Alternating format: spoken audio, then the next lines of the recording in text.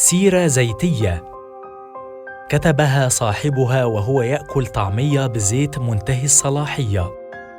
نشأ دون أن يترعرع في عدة مناطق مختلفة من القاهرة، وينتظر ظروفاً سياسية ملائمة حتى يبدأ في الترعرع، حيث يعتقد أن الأمور الآن غير مناسبة لأي رعرعة. في البطاقة ذكر، وعلى الأرض 7 رجال، وتعتقد الدولة أنه مولود في 22/8/1985.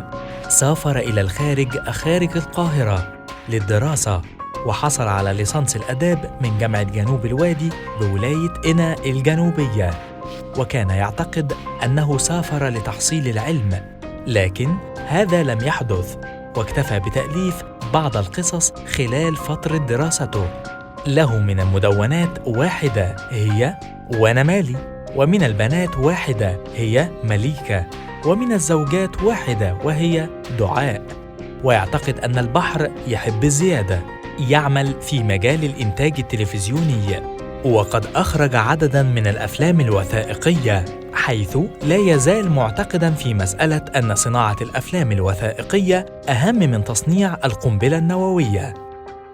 يقرأ ويكتب بانتظام، وله تحت الطبع مجموعة قصصية باسم حد جميل، ويعتقد أن البعض قد يهتم بقراءتها. يؤمن بالحرية والرحمة، ويعتقد أن التواصل عبر الإيميل حق مكفول للجميع. براء.ashraf@gmail.com.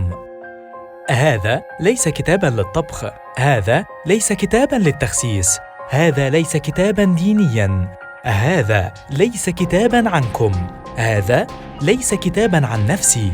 هذه كتابة ضارة بالصحة وتسبب الوفاة، لأن كل الأشياء يمكن أن تسبب الوفاة. هذا ليس كتاباً خارجياً، فالكتب الخارجية ممنوعة، كما أنه ليس داخلياً، للكتابة الداخلية أصحابها. هذا ليس كتاباً عن أحد، ليست كتابة عن أشياء لا تستحق أن يكتب عنها. هذا ليس كتاباً، هذا أنا البدين.